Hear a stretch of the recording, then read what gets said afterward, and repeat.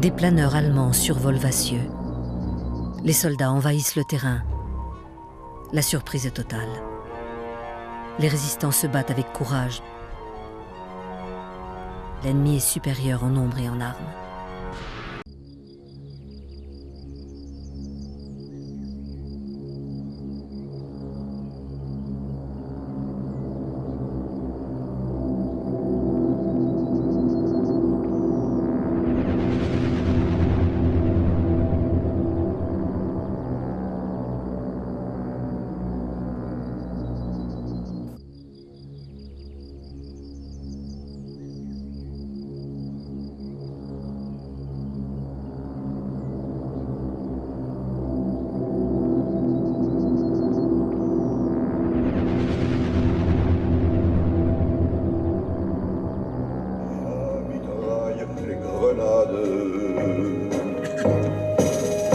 Oh, et les tueurs à la balle ou au couteau, tu évites.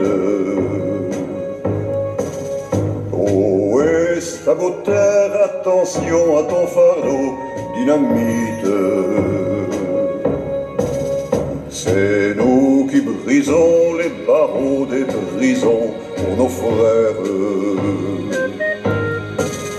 La haine à nos trousses et la faim qui nous pousse, la misère. Il est des pays où les gens au creux du lit font des rêves. Ici, nous vois-tu, nous on marche et nous on tue, nous on crève.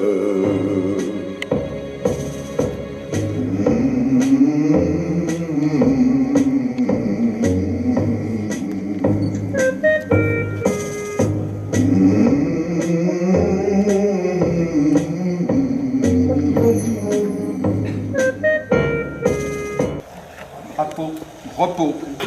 Madame François, présidente nationale de l'Association des anciens du 11e cuir Vercors, nous retrace la carrière du capitaine Catala. Donc, mesdames et messieurs les représentants des associations mémorielles, mesdames et messieurs les porte-drapeaux, Madame Catala et sa famille, chère Micheline, chers amis, nous sommes réunis aujourd'hui en ce lieu pour rendre un hommage à Gaston Catala, dit Grange, dans la clandestinité et familièrement surnommé le Vieux par ses hommes.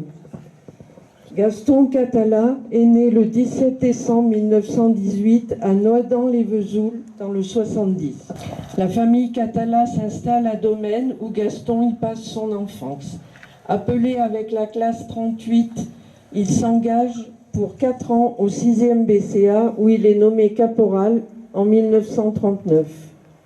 Le 14 janvier 1940, il est affecté au 24e bataillon d'infanterie légère dans le secteur fortifié du Dauphiné à la section éclaireur-skieur. Nommé caporal-chef le 1er mars 1940, puis sergent le 10 mai 1940, il est mobilisé sur le front des Alpes et rejoint le 29 août 40 le sous-groupement à la Baume en Isère. Le 28 septembre 40, il rejoint l'unité d'infanterie de gardiennage à Briançon. Le 28 juin 1941, il est dirigé sur le 159e RIA à Grenoble.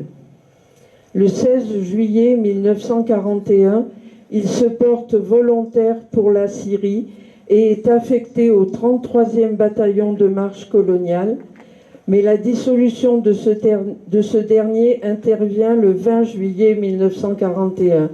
Il est alors redirigé vers le 159e RIA de Grenoble. Le 14 septembre 1942, il signe un nouvel engagement de 2 ans au 159e RIA. Le 28 novembre 1942, à la dissolution de l'armée d'armistice, il se retire à Embrun. Le 5 mars 1943, il prend la tête du C4 à la Cornouse sous les ordres d'Alain Leray, dit Rouvier, chef militaire du Vercors, lui aussi ancien du 159e RIA, qui, à la recherche de sous-officiers, l'avait contacté pour encadrer les premiers camps. Le 17 juillet 1943, il épouse Micheline qui lui donnera 3 enfants, dont 2 sont présents avec nous aujourd'hui. Sa jeune épouse le suit et s'installe à Saint-Agnan, lieu-dit les Bérards. Le 10 septembre 1943, il prend le commandement du C6, fondé par Benjamin Malossane. En 1943, après l'affaire des soldats italiens, le C6 se replie au monastère de l'Esparon et fusionne avec le C8 pour devenir le C11. Le 3 février 1944, les troupes allemandes attaquent le monastère. Catala réussit à exfiltrer ses hommes avec un minimum de pertes. Le C11 rejoint alors l'escadron Hardy du 11e cuirassier jusqu'à la fin juin 1944. Ensuite, le C11 s'installe au col du Rousset, toujours sous les ordres de Catala, promu alors lieutenant. Venu en renfort, il participe activement au combat de Saint-Nizier-de-Moucherotte avec ses hommes. Il est alors cité à l'ordre du régiment. A tenu à Saint-Nizier le 15 juin 1944 pendant plusieurs heures une position très exposée, attaquée par un ennemi très supérieur en nombre et de mordants. Le 1er juillet 1944, Catala est nommé capitaine FFI. Le C11 est incorporé au 3e escadron du 11e cuirassier et prend le commandement du secteur du col du Rousset. Le 21 juillet 1944, l'attaque des troupes allemandes aéroportées se porte au niveau du terrain Taille-Crayon dans la cuvette de Vassieux. Le 11e cuirassier est appelé en renfort. Grange, avec son escadron, est rapidement au contact avec un ennemi fortement armé et aguerri. La contre-attaque échoue, faute d'armes lourdes et de moyens radio, et l'ordre de repli est donné. Face au déferlement des troupes allemandes sur le Vercors, après avoir participé au combat du 23 juillet au col du Rousset, fait obstruer à la dynamite les entrées du tunnel, qui sont derrière moi, où sont entreposés armements et munitions. Le Vercors est investi par les troupes allemandes. Prévenu de l'ordre de dispersion, Grange se replie avec ses hommes dans la forêt de Lente. À la suite du débarquement en Provence, le Vercors est évacué à partir du 20 août. Du 23 au 29 août 1944, le 3e escadron participe à la libération de Romans, puis à celle de Lyon le 3 septembre. Le 6 novembre 1944, dans le cadre de l'amalgame, son escadron est incorporé au 24e bataillon de marche de la 1re division française. Catala est blessé le 23 novembre 1944 par un éclat d'obus à la cuisse droite à Giromagny, en territoire de Belfort. Le 6 janvier 1945, il part en stage au CIROFI, Centre interrégional d'instruction des officiers FFI. Il est nommé sous-lieutenant à titre temporaire. En juillet 1945, il rejoint le 6e RTM. Après plusieurs mois d'occupation en Allemagne, son régiment rentre au Maroc en avril 1946. Le 20 mai 1947, il est promu chevalier de la Légion d'honneur et lieutenant d'active à titre définitif le 1er juin 1947. Le 23 juillet 1947, le 6e RTM est alors incorporé dans les rangs du 1er bataillon de marche du 2e RTM par une décision prise à Marrakech. Le 25 août 1947, le 2e RTM rejoint Madagascar. Le 1er octobre 1947, le 1er bataillon de marche devient le 2e bataillon de marche du 2e RTM. Le lieutenant Catala est responsable de la zone Fétraombi dans la région de Tamatave, où son action pour le maintien de l'ordre est saluée par ses supérieurs. S'est attaché avec succès à la reprise économique de la région, révélant des qualités solides d'organisateur et de psychologue, patient et intelligent, méthodique, profondément humain, a conquis les populations ralliées par sa droiture, son sens de la justice et son prestige personnel. Le 1er août 1949, le régiment rejoint Marrakech où il arrive le 6 juin 1949. Le 30 octobre 1950, il est muté à l'encadrement des renforts de la Légion étrangère destinée à l'Extrême-Orient. Le 22 décembre 1950, affecté au 2e régiment étranger d'infanterie, 1re compagnie, il débarque à Saïgon, à Tan Luong, au centre du Vietnam. Il est blessé par balles et éclats de grenade à l'avant-bras droit et le 12 mars 1951 est à nouveau cité pour son courage et ses qualités de chef de section. Le 29 janvier 1952, dans la région de Don Ben, au Tonkin, il est à nouveau cité pour ses qualités de courage et d'entraîneur d'hommes. Le 27 août 1952, par une habile manœuvre de flanc, il prend avec sa compagnie le village fortifié d'Homé au nord Vietnam.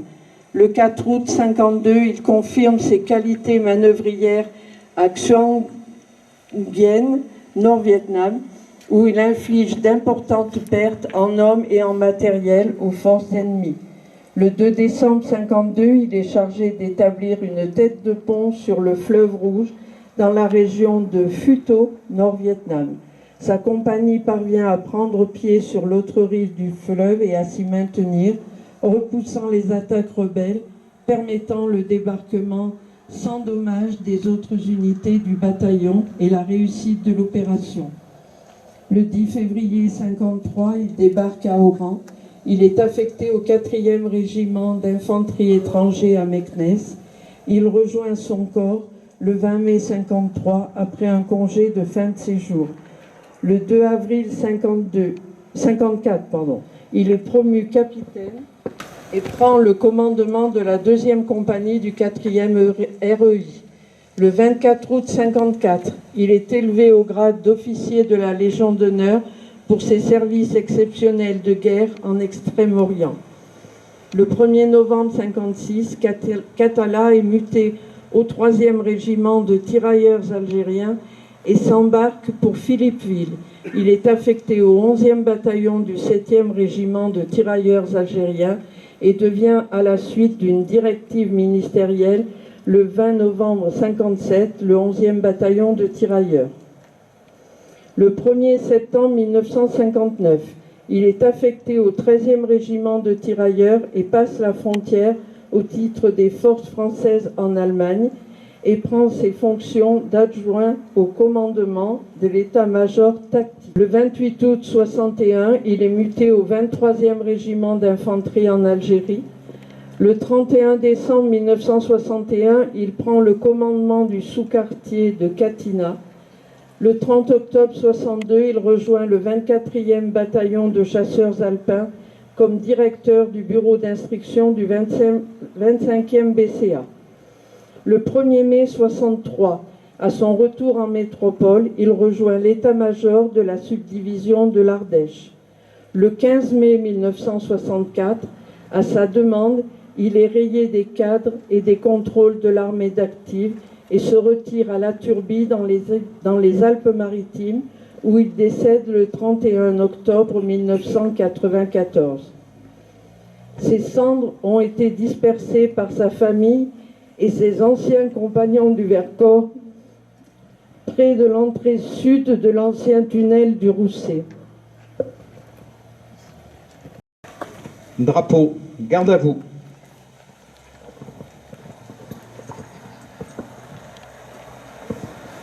Dévoilement de la plaque par Marie-Claire François, accompagnée des enfants du capitaine Katala.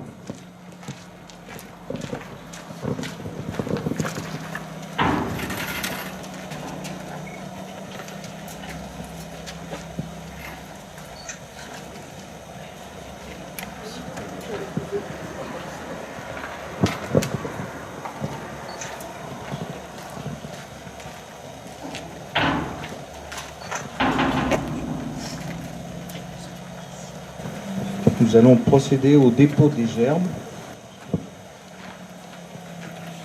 Gerbe du 11e cuirassier déposée par Madame Marie-Claire François, présidente, et Monsieur Jean Sadin, ici présent, fils de résistant.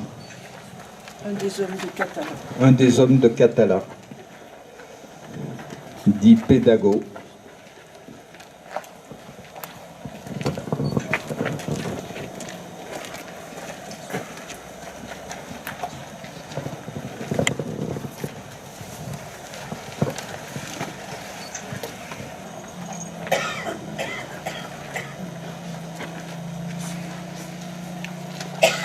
Gerbe du conseil départemental, déposé par M. Morin, représentant Marie-Pierre Mouton, accompagné des maires du secteur.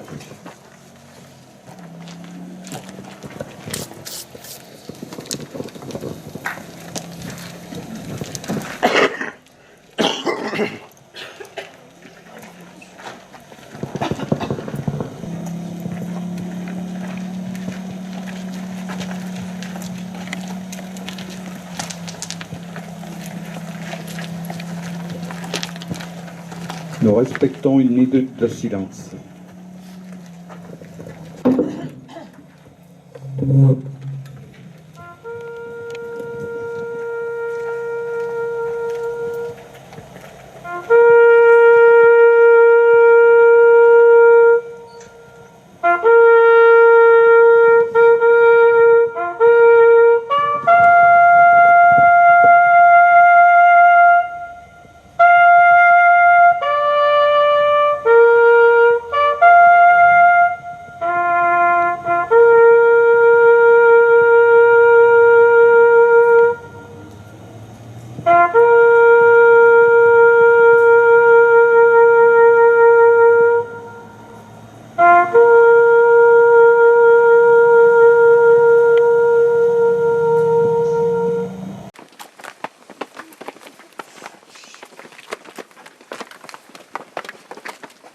Peut-être qu'on aurait pu éviter ceci ou qu'on aurait pu éviter cela mais si... Oh. Est-ce que... Souvent je me suis posé la question, et si aujourd'hui tu revivais ces événements-là, est-ce que tu les vivrais comme tu les as vécus? Je crois pas. Je crois pas. Enfin, je crois pas, j'en sais rien. Je crois pas.